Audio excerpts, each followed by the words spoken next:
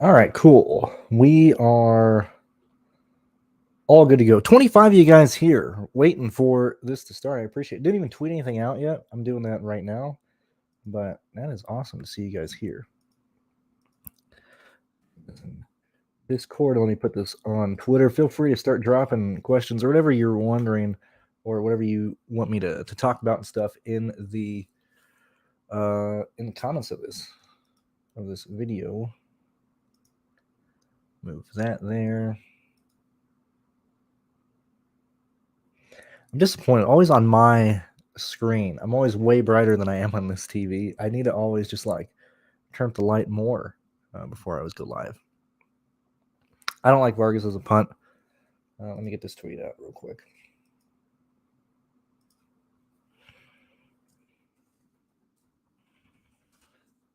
Okay.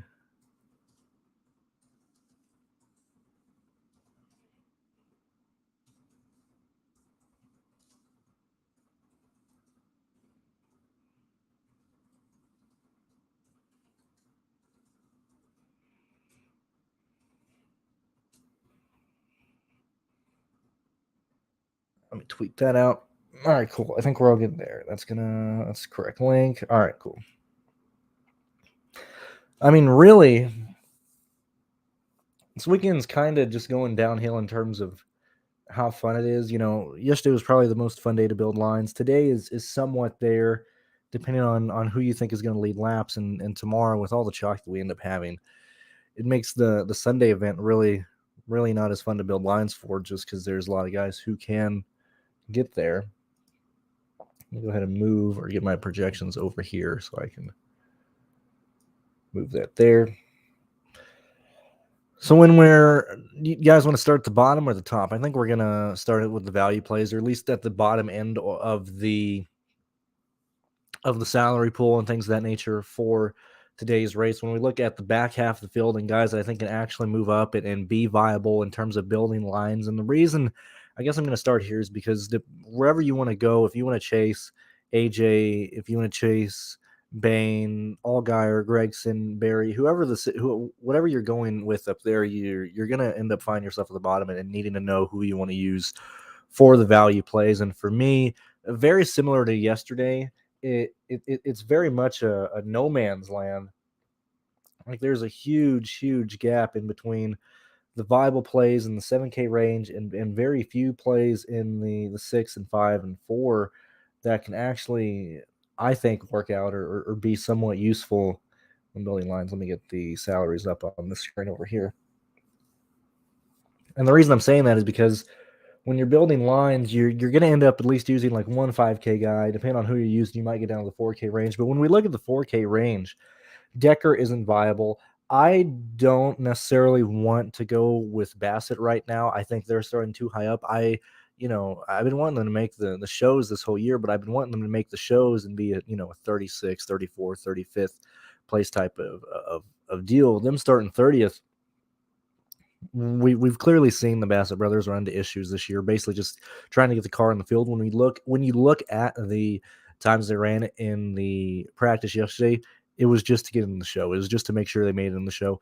And I haven't seen any Pearce, and I mean, this is more of a rhetorical question than, I don't want really you guys to like waste your time looking into this, but I'm assuming that Nashville is just paying out it better. Like it's the new Texas, because we got all these teams out coming out of the woodworks for both these two series. I assume it's paying out better than other events. That's why we're seeing so many people get into this or trying to attempt to get in this race. The person down the 4K range that I think is somewhat playable would be Josh Williams. I got him for 24 points today, and it's not necessarily him getting the 5X. It's what you can do with the rest of your line. And the reason that I'm saying that is because clearly Patrick is not going to work at $5,000. Kyle Sieg, when we look back at how he's been performing this year and what he's been able to do, I'm concerned that Kyle Sieg ends up, sticking right around 25th, 26th today. I'm giving him a finish inside the top 23, but I think that is more of a ceiling day from Kyle Sieg. We've seen him struggle, and granted, it's just the experience that he has. It's not like, Kyle Sieg is, a terrible driver at this form. But when we're looking at Kyle Sieg, him starting 28th, I don't know if he can necessarily get up there. Like if we start projecting him for what I think he should be around, like finishing around 24th, that's 22 points. That's not going to get it done. And so it kind of goes back to the Williams play of if he can get 32 or 22, 24 points, it might end up working out. As we continue to go through this, and I'll check in the comments in a second. I just want to try and get through this stuff. Ryan Vargas, we're back at the point where JD Motorsports are struggling for sponsorships, at least for this race here. You saw that Bailey Curry was very much unhappy with his car. He does not feel comfortable with the car at all. He's saying that they're trying to fix everything on that vehicle. They went in a completely different direction for the qualifying compared to what they had for practice, and they were still off balance. And even though Bailey Curry has come through a lot of times, this is a race that I think does go green when you look back at how the truck race played out yesterday in terms of cars that are just not being there with setup wise, having the car under the driver. You're going to be slow. You're going to be getting lapped. I'm worried that Bailey Curry ends up getting lapped. I'm worried about Ryan Vargas getting stuck, finishing around 24 with 24 points, 25 points. 26 from around there, and I think you're overpaying for that. And so that's why I wanted to start with the Josh Williams play, because I think point per dollar wise, he might be the most viable at the bottom of the tier. When we start going up and looking at Joe Graff Jr., not going to work for me. JJ Yaley, I couldn't determine what exactly the story was behind this car. I know they were trying, they gave Deckard the 66 to make sure she got in the race. But when we look at JJ's laps, it was clear that he was racing to get into the show, practicing to get into the show. I don't think JJ is going to carry the speed that we've seen previously, because MBM did purchase an old Penske. Actually, they've purchased multiple older cars during this offseason, but the primary one that they were looking for using specifically at this race and other races was the Penske car that they brought to, I don't remember which one it was.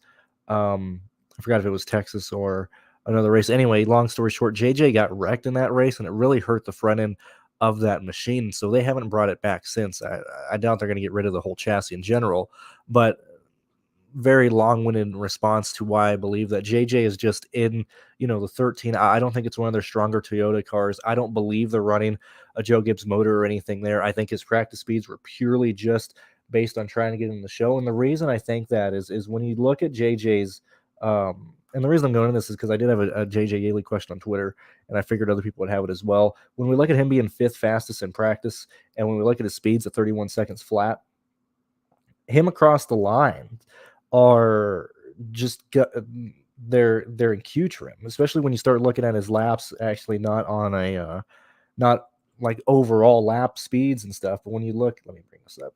When you look at his laps, like his first 2 laps were flying on par with the good cars in this race. They're top 5 times, but it's because he went in, he went down pit road, he came back out, went out with a flying lap, came back down pit road, and they said, okay, all right, this time is going to get us in. Let's kind of focus on where we're at in terms of the race pace and stuff. And when you look at his other laps, and look at the average speed that he has, he's averaging 150.4 miles per hour at the line, and that's going to put him really close to being around the 29th, 28th, 27th fastest car today. And so for all the JJ Yaley questions that I either got or didn't or whatever, I'm not believing in JJ Yaley. Kyle Weatherman is a situation where you can't really do much past what Weatherman did. He got him in the show. He's starting 16th. Even if he holds on to that, it's not going to pay out that well at 27 points.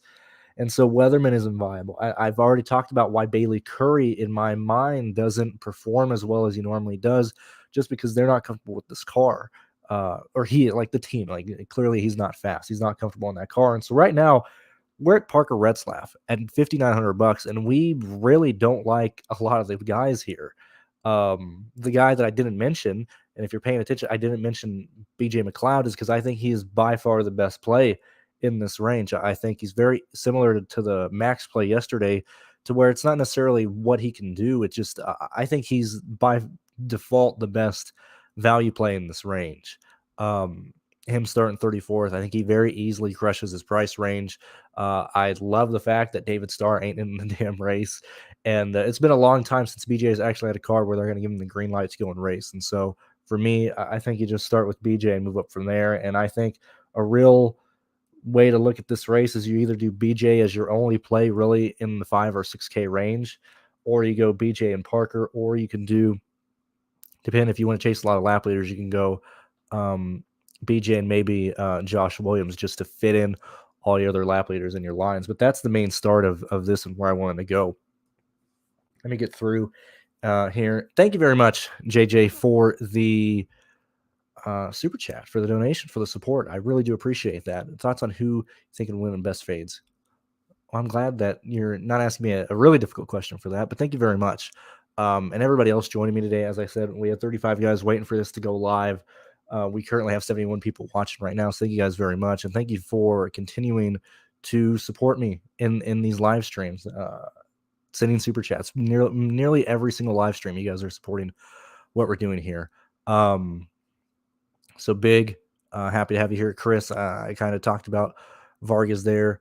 Happy to have you here, Mark. When we look at Parsons, I don't see Parsons doing much moving up from here. Like right now, I'm giving Parsons a 20th place finish.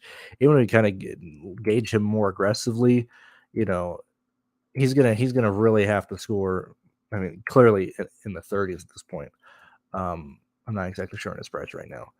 Like I just don't see a situation where he really scores that high just because he's in the beta male racing machine team with Tommy Joe Martins, and he's really starting very few positions, or he's really starting very similar to where he should finish this race. This is a race where we saw a lot of guys, and we saw it on the Truck Series yesterday, and actually, I'll cover that in a second. Parsons is starting 23rd. There's guys starting behind him that should get in front of him. There's people that are starting in front of him that should also stay in front of him. Even a good day from Parsons is probably going to be around an 18th, 17th place day. And I don't know how likely that is for Parsons to hit that. And so for me, I'm just not on Parsons today, or I don't see a really reason to focus on that, especially in the price range that he's at. When you look at people around him, $6,100. Even if you aren't talking about BJ in that range, I think Parker Retzlaff performs way better. I think Jeremy Clements has a higher potential to outscore him as well. And so for me, Parsons and Ellis at 62 and 61 are just guys that I'm not focusing on. Ermeline, I'm going to say Patrick. Patrick won't hurt you, but he's not going to gain you anything either. That is not a guy that I even want to bother with playing with. He is in a Bobby Daughter car. So look, and he was supposed to run Auto Club? I think he was when Drew Graff Jr. missed. I forgot what. No, it wasn't. It was last year. I think BJ was supposed to run. Yes, that's what it was. So BJ was supposed to run a junior motorsports card last year. I think at Texas last year, and last minute Dylan filled in. But look, for everybody new who's watching, BJ McLeod understands how to drive. He's a really good driver, guys. Like I'm not just saying that. I'm not pulling your leg here.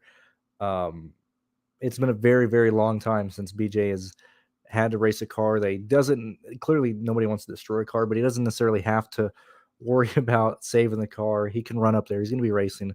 I think BJ is a fantastic play. We're going to put this back up on there to show the support, JJ.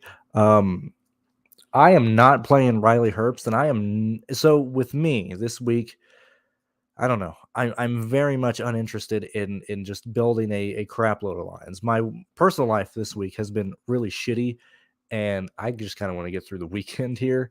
I'm probably going to do one line, try and attack it, and get different in single entry, kind of like we did yesterday. I even had Tanner Gray in my one line and still performed pretty well. I don't exactly sure where the ownership went to that guys miss that much. But when we're looking at Riley Herbst starting first, Riley's going to fall back. I got him projected to lead some laps, get some fast laps. Realistically, I don't see Riley Herbst fitting there. when I look at AJ Allmendinger, the main issue with this, and we entered the weekend looking at junior motorsports being the guys at the 1.5 miles, but due to the fact that we actually did get an hour-long practice, whenever we have, the short 20-minute practices, whenever you look at the lap by lap data and the practice data, you need to almost watch practice to know exactly where the brakes were and where the yellows were, what certain guys are planning to do during the session. It's a lot of variables that you need to take into account of when you look through the data. Whereas when we finally actually had a real practice, and also people on Twitter, why are you dunking on a 50-minute practice session? Like, if you're like, oh my gosh, why are we using this practice? Take a walk off a short pier. I love regular practice sessions. Secondly, good Lord, did I miss NBC, man? Like, hell, they even started the qualifying session today with their mics not on for the first minute, and it was still better than any Fox broadcast this entire year. Fox coverage, it's insane. So please, I would love real practice session. When we get this long of a practice session, we can actually see what teams are doing and get a story and understand what they are doing. I'm here trusting the practice data. I'm here trusting that, look, Joe Gibbs will most likely show an advantage here on the long runs compared to the junior motorsports cars. When we're looking at AJ Allmendinger, we've seen it that Colleague has been really trimmed out. They've been that way this, really the last year and a half, to where they're very aggressive on their aero capabilities. And I'm leaning towards AJ running those fast laps due to the fact that he didn't really have a lot of traffic in front of him. Following that up with the second place qualifying, that he really didn't necessarily have anybody in front of him in qualifying. They are very, very trimmed out. My concern with AJ Allmendinger is not if he leads laps. My concern with AJ is what happens in stage 2, halfway through stage 2, and certainly in stage 3, when AJ loses the lead on pit road, because it will happen in this race. The Colleague teams cannot hold off the junior motorsports cars and the Joe Gibbs cars on pit road. I believe that AJ falls back, gets stuck running 8th or 9th during this race. The issue comes from, does he gain enough fast laps and laps let it get through? My projection for AJ Allmendinger today is 59.15 points. It's a 5.9 value. Now you have to put that in relation to who else is he competing against, specifically in this point range in this race. And those drivers are being Ty Gibbs, Sam Mayer, Ryan Pearce, and even people who can possibly get up there late in the race, Allgaier, Gregson, Trevor Bayne. I think Trevor Bayne's a great play today because he doesn't necessarily have anybody to fight with for the lead outside of AJ Allmendinger. I like Trevor Bayne a lot today, and specifically if you're in a situation where you aren't necessarily wanting to go overweight on AJ Allmendinger, I think Trevor Bayne is a really, really good play today, not only due to the fact that I think he can go head-to-head with AJ. If AJ runs into issues, I don't trust him in traffic, whereas we've seen it time and time again that Trevor Bayne's going to be fine running 3rd, 4th today. He's not going to necessarily fall back. And early in this race, sure, you have Allgaier, you have Gregson running or starting right beside him, but based on the speed and practice, it's not a contention between Trevor Bayne and the guys behind him. It's Trevor Bayne with a faster car compared to them. Maybe Gregson gives him a run, but I still think Trevor Bayne is going to be just fine. And so when we go and look at lap leaders in this race, I have several guys projected to lead laps. However, I like Trevor Bayne based on the price and what I think he can do. I think he is worth a play. I think he has a much higher chance of staying up there than Riley Herbst. Like, if you're even considering Riley Herbst and you're still on the fence about how much you want to have of AJ, I think you should very much play Trevor Bayne today, especially if you're, not sure exactly what junior motorsports car to go with of the top 3 starting inside the top 10. I think Trevor Bayne offers a lot of upside today, and he fits in a lot of lines very easily. It goes back to also where we're at in the value range of nobody really performing well there. Trevor Bayne in the 9K range here is a godsend today, especially when you look at Ty Gibbs, who will most likely be up there racing for this win at some point today with a lot of baked-in place differential that will be a factor when you're comparing guys head-to-head in terms of what their DraftKings points are going to be late in the day. And then Ryan Pearce, unlucky bad lap in the qualifying session. I think even entering this week, I knew I was going to end up playing Ryan Preece based on his price, based on what he would show with the Stewart-Haas car. Him starting 27 just based on a bad run, messing up in qualifying. I think Ryan Preece is pretty much a lock. I think BJ McLeod is pretty much a lock in terms of being optimal. It then goes on, what does Ty Gibbs do late in the race if he gets up there? He's very much going to be safe, and I think Ty Gibbs is a much safer play and a much higher play in terms of what the upside can be compared to AJ Allmendinger. And so those are the three guys that I think are going to be there. When we start looking at other place differential plays that are going to be competing against each other, Tyler Reddick and Sam Mayer are going to be very much head-to-head competitors. Clearly, Reddick's going to the rear, but he's going to be scored from 15th. That's going to be just fine. Like, I got Reddick right at 45 points today. I can see him easily outscoring Sam Mayer and scoring slightly more than that. And the reason I'm doing that, not focusing on the lap leaders, at least in this little rant here, is because there's so many guys in play that are going to outscore people based on their place differential. And we're probably going to only see probably 2 to 4 leaders in this race. And 2 of those will probably be AJ and Trevor Bayne, and 2 will be either Ty Gibbs and whoever else can get the lead on pit road or late in this race. And so that's really how I'm approaching this race, and that's how I'm considering, looking at this race when I'm building my lineups and stuff. I gotta take this off, JJ, but thank you yet again for the support. I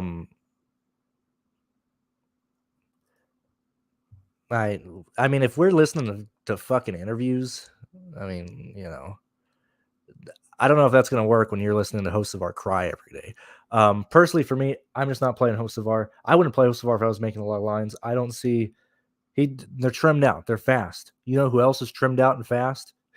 Fucking his teammate, Ryan Preece. Like, come on now. Yeah, it was very, very much a good day yesterday. So I'm very happy with how the projections and everything went through. When we look at Alfredo, I think Alfredo's in play. And so so clearly I like Trevor Bayne. I think I'm going Trevor Bayne and Ty Gibbs, but you guys choose whatever your projections are saying, whoever you're using. If you're like mine, other people's stuff, you're going to be choosing your lap leaders. We're in a situation where our final 2 guys in a lineup, because as I said, I think BJ is optimal. I think Ryan Preece is optimal. You got two other guys in your lines based on lap leaders. Where do you go with the last guys in your line? The 7K range is I think is the land for me, because when I was building with my line with those 4 guys that I had there, I was looking at a line using, if you go AJ Allmendinger and Dylan Bassett, I had around 79 points between those 2 projected drivers. When I removed those 2 and looked at the 7K range, I was slightly under my projections, but I looked at it like, look, the 79 is so high because AJ is projected to lead so many laps. Whereas if AJ runs into issues earlier in the race, I think the 7K range is the next place where we end up seeing somebody being optimal. It depends on who you can get in your line. I think Sheldon Creed is very much a very interesting guy to play. And I think if you like Preece, or not Preece, if you like Herbst, I think you should really be interested and look at and consider playing Sheldon Creed.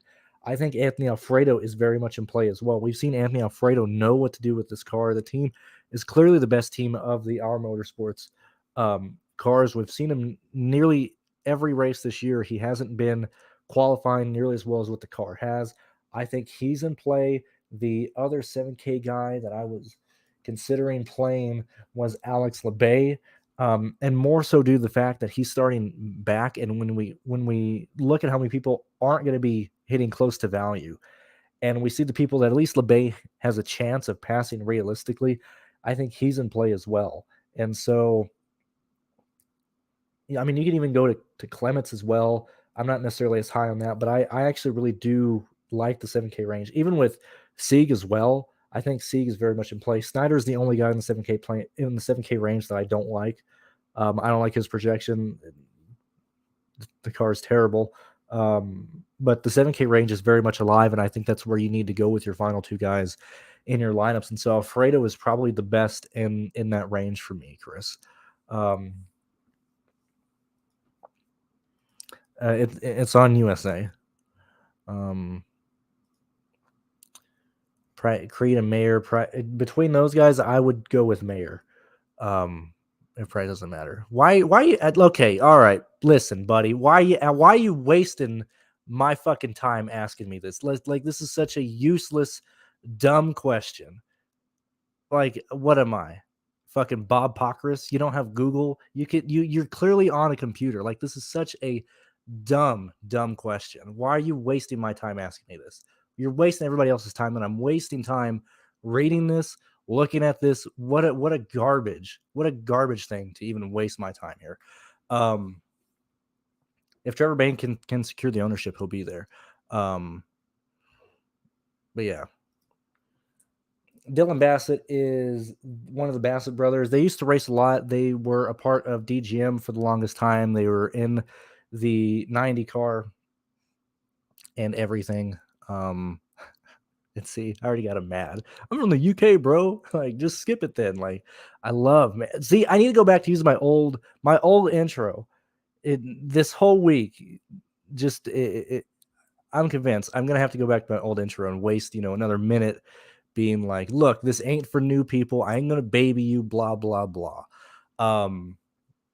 So anyway, the Bassett brothers, I've talked about it in numerous videos this year.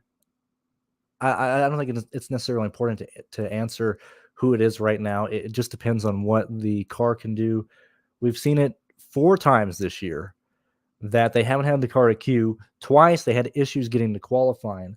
They've had, when I'm not exaggerating, they've had 2 years to put this car together. They have 2 years behind this car trying to get into races, or time and effort being allocated to get in the car. That's why I don't think he's an absolute slam dunk play. I think he works when you look at the salary, or if you have to build a line that necessarily gets to go that low. Yeah, I think Creed can be there as well.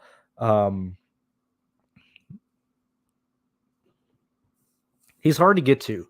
Like, if you're going like me and you go Gibbs, Bain, Pearce, it is very difficult to get to like your last guy in once you get Creed in a line. But I think Creed is very viable.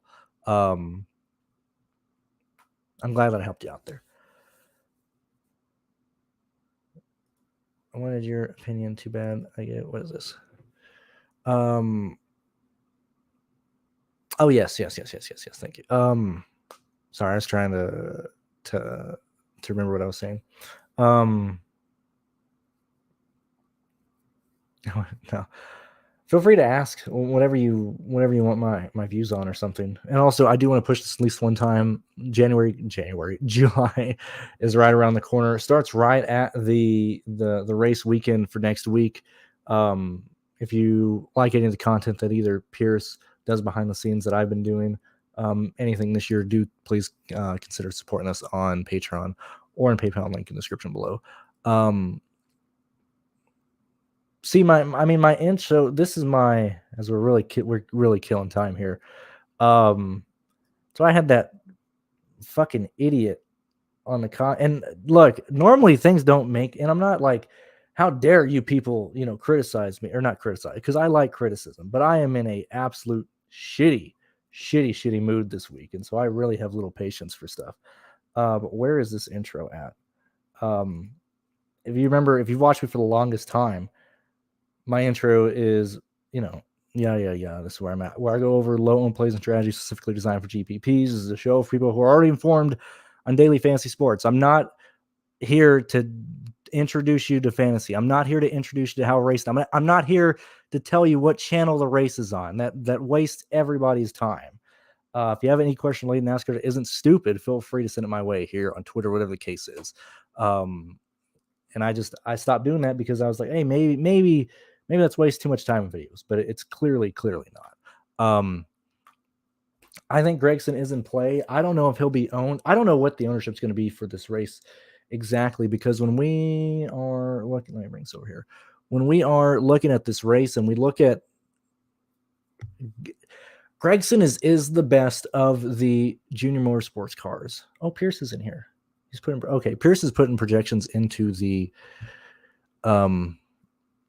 sheet right now, actually. At least his stuff. I guess he's back on the computer. Gragson is the best of the junior motorsports cars. However, I don't necessarily want to compare. When I went through and I put this in Discord earlier, when I'm looking at the practice laps here, yes, I'm looking at where these guys are in terms of the 5-lap averages and 10-lap averages, where they are based on positions with the other guys that they're going to be competing around. Once I'm done with that, I then look through each and every lap to see what the fall off or what any discrepancies in the runs are doing. And so for me, while Gregson is most likely going to have a top 5 car today, I think he's gonna have to get by Bane and AJ Allmendinger at some point. I don't know if he can do that. He's gonna be racing around Ty Gibbs today, and he's most likely gonna be racing around Ryan Pearce at some point. Not only with those guys, he's also has the other junior motorsports cars around him, and I don't think Gregson has the car on speed to pass those guys. If Gregson gets the lead, it's going to be on pit road today. So if you're thinking that pit crew is going to be able to perform and get him the lead at some point, then I think that's the avenue that you take to play Gregson. I don't think you necessarily chase him based on the green flag speed that the 9 car will have today. But that's my takeaway on Gregson. 93 you guys here. I do appreciate it. I'm glad you guys are here. Brandon Jones, I think the exact same argument that I made for Gregson should be applied to Jones, because in order for Jones to work, and this is, I might need to make a video on this as well, at least to understand how my brain works or how I approach the stuff. But for Brandon Jones to be optimal, I like to talk about guys in terms of being optimal here. In terms of Jones to be optimal, yes, he's at $9,400. It's easier for him to be optimal than other guys, but he also needs to get fast laps and laps led, or have just an outrageously fast car and end up winning the race and really being there as a contender in this race. And we've seen it here and there that Jones shows that speed in practice, and he's able to replicate that in the race. Now, that isn't every single week. That's about 2 to 4 times a year. But this is just a degular type of day for Brandon Jones here with, around, a 13th to 7th place car. In most situations that this race plays out, he needs something to happen to at least 5 of those guys in front of him to be the contender to be optimal today. So that's that. Let's see. See if Pearce ran the optimizer. I want to see, and he hasn't ran it yet.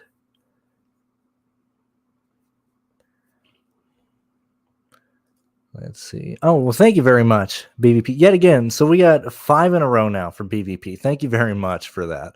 I'm not going to use JJ in a line today.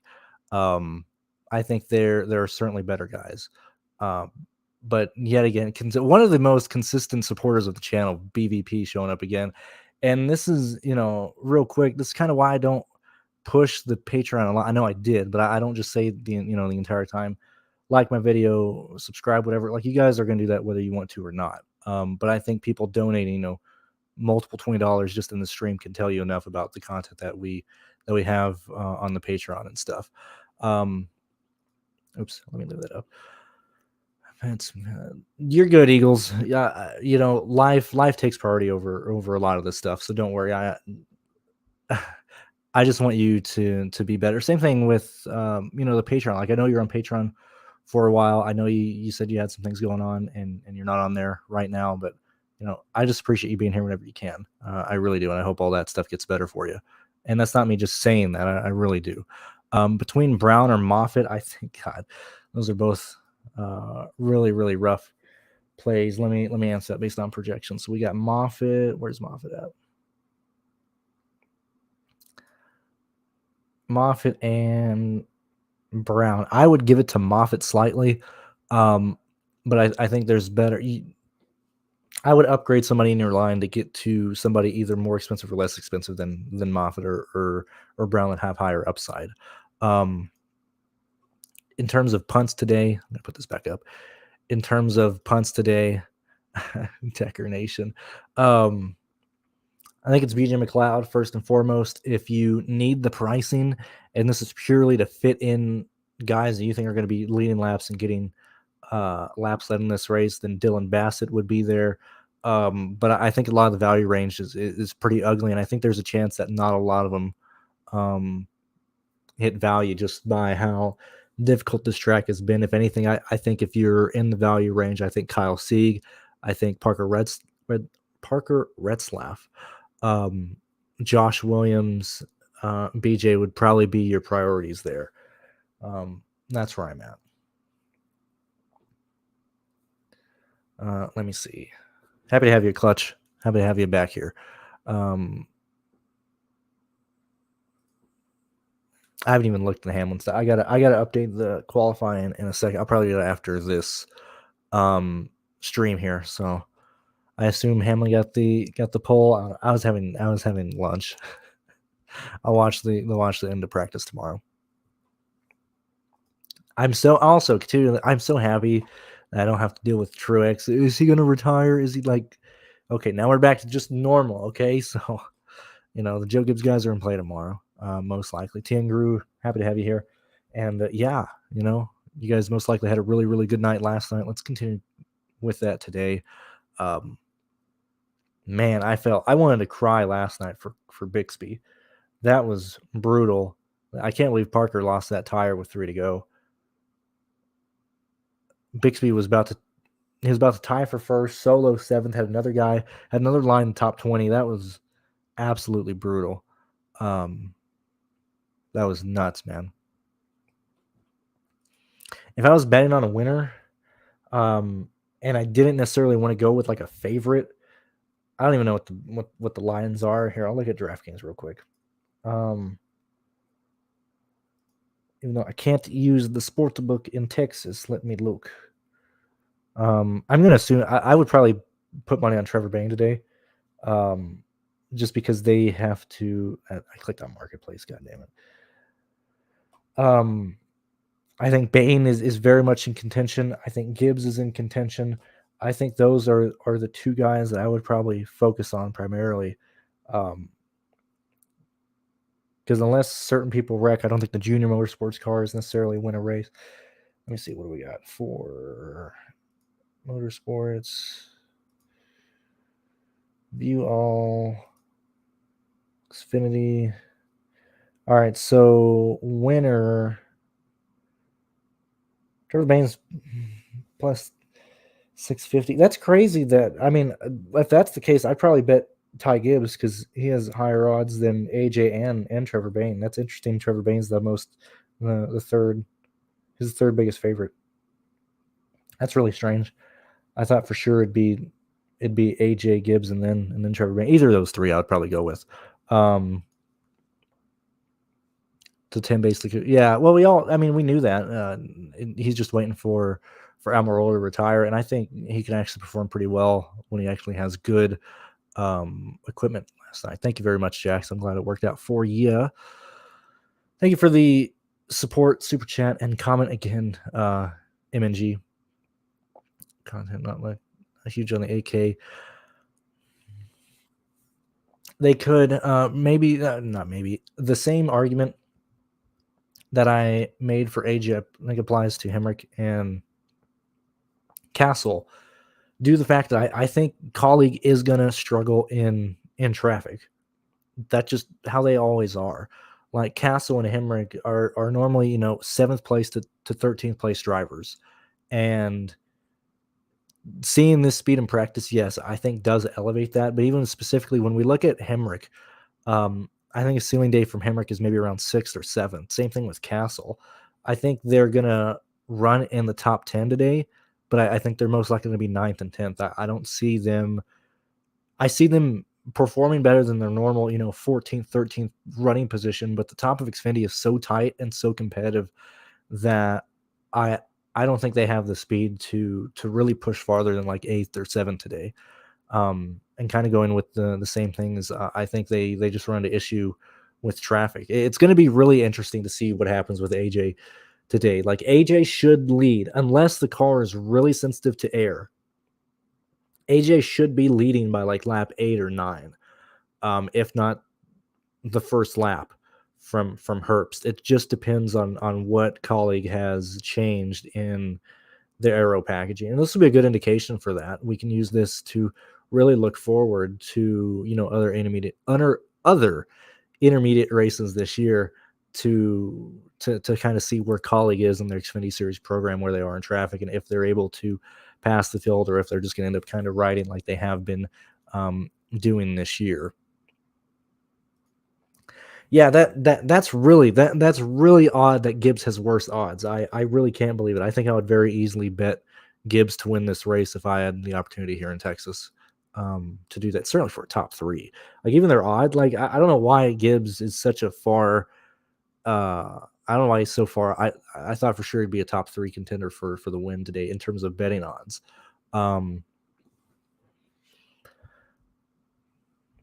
As I don't know, man. SRX, I never watched that live. I always watch it like post delayed. I haven't even watched Helios win. I watched the last like 4 laps and I was like, okay, well, I got to see most of it, I think this is a very, very good question. I think this is viable.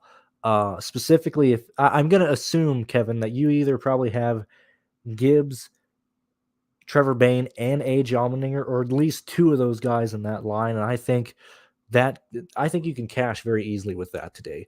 Going Williams and McLeod as your bottom guys, and then really building with whoever you want at the top. I would probably end up doing that quite a lot if I was doing 15, 20 lines like I normally do. In fact, I would probably use the combination of Williams and McLeod and probably 4 or 5 out of my 20 lines if I was normally doing my normal week worth of stuff. But yeah. Yeah, I think Parker can perform as well. I think he's very much in play as well. Man, I hate answering like that because it makes it sound like I'm not really giving an answer. But when we look at the guys who are viable, I'm going to start from the bottom of the salary pool and move up. And this necessarily isn't my player pool, but guys I think can actually work out. Bassett, Williams, Kyle Sieg, BJ, Parker, Clements, Brown, LeBay, Alfredo, Sieg, Creed, Pearce, Mayer, AJ, Reddick, and Gibbs. Like those are the guys that stand out to me that can actually like work in multiple situations, not needing a ton of craziness to happen late in the race or at any point in the race, or needing certain guys to wreck out. I think Parker is very much a guy there. And it's interesting that Parker has carried ownership here and there, specifically on the short tracks this year. I don't know if he's going to be played here. That's why I don't have a good feel of where the ownership is. I don't think it's going to be necessarily high on Parker and stuff, but I think once you have your 4 main guys in your line that you want, Parker as the 5th one in really allows you to get up to somebody like Sam Mayer or somebody like Pearce if you haven't already done that. Even somebody like Sheldon Creed. I think the build with Parker has a high chance of being optimal today. Just due to the fact that it's different enough. Let me change that. Being optimal with less duplicated lines due to the fact that Parker, I don't think he's going to carry enough ownership as he should. And it can just allow you to have just, 6 stellar drivers in your line.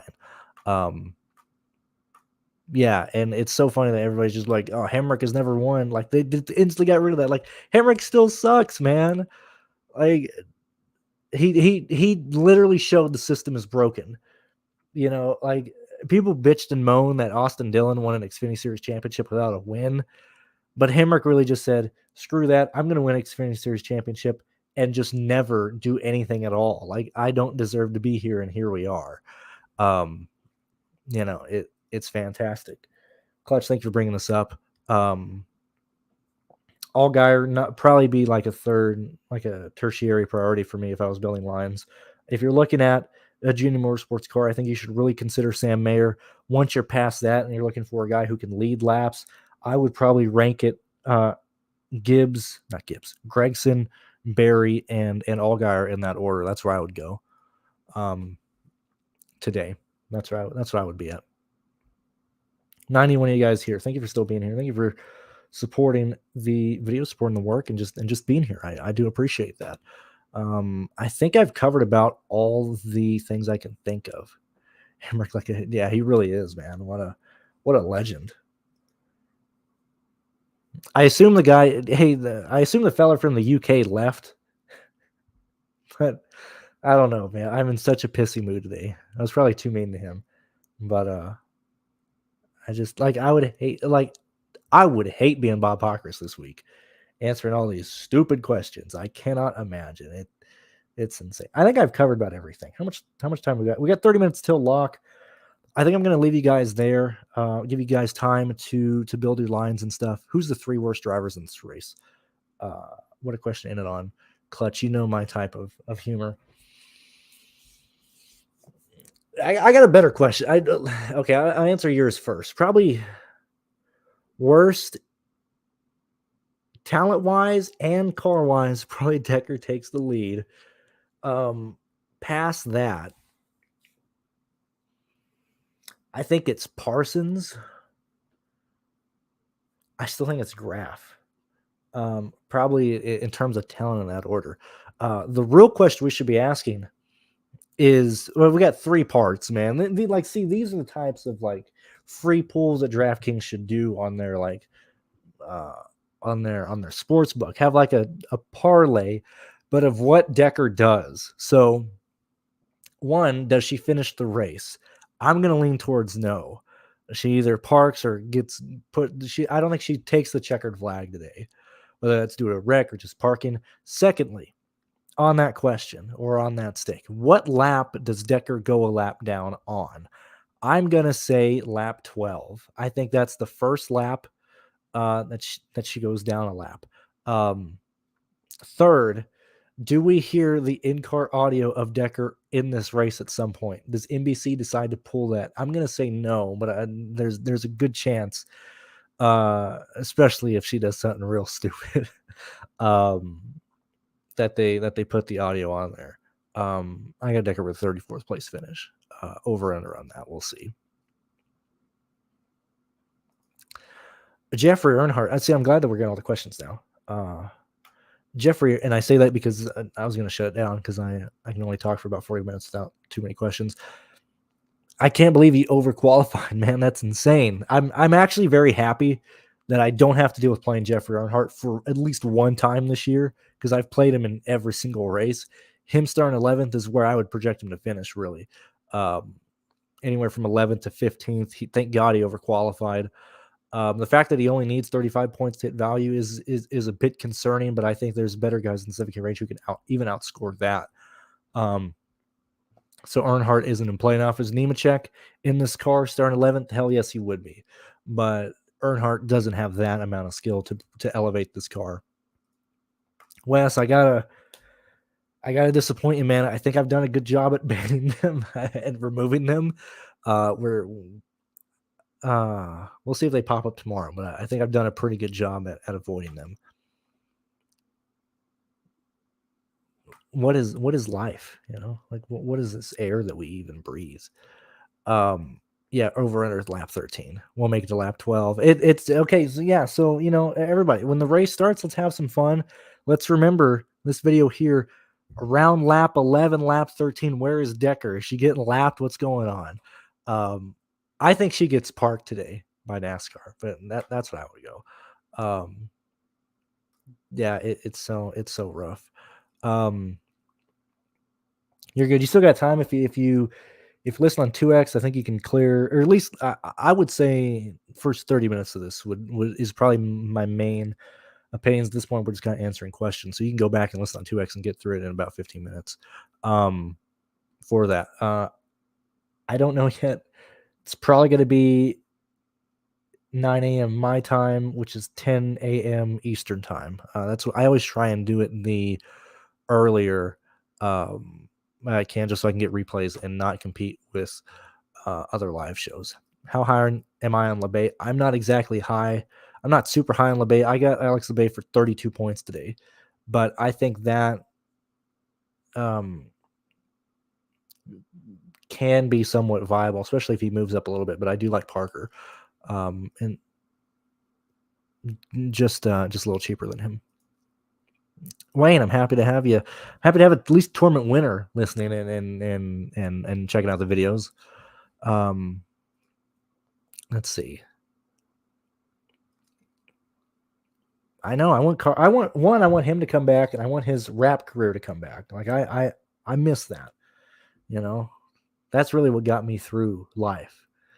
That's what got me through at least my first 4 episodes of severe depression was Carson Ware's music. And yet again, I have no fucking idea what to project the Bassett vehicle for. Every race this year, I expect them to make the field, and they didn't. And they ran into issues getting to the field. They're slow. I think they were just trying to make the race and get in on actually starting one. I don't feel comfortable putting money on Bassett today. And the face tat, yes. I also want a face tat like Carson Ware. He needs to get him and the Island Boys need to do a collaborative effort, maybe to like raise money for cancer and then like put an album out related to that type of stuff. I think they would do very good at getting support there. I think we're going to end it there. Give you guys, 24 minutes till this slate locks? I think that's more than enough time to give you guys to look over your lines if you want to take any of this stuff and build lines really quick going through. Thank you very much for the support today. JJ with the $20 donation.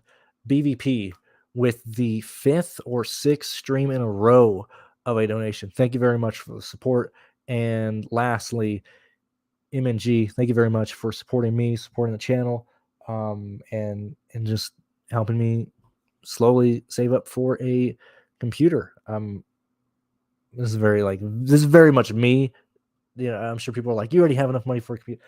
I've never actually had like the computer that I've like always wanted. Like I've always had to, run games at, high to medium settings. I've never had one where I can just absolutely push everything to the max. And I want to run VR. Like there's so many games in VR that I want to run.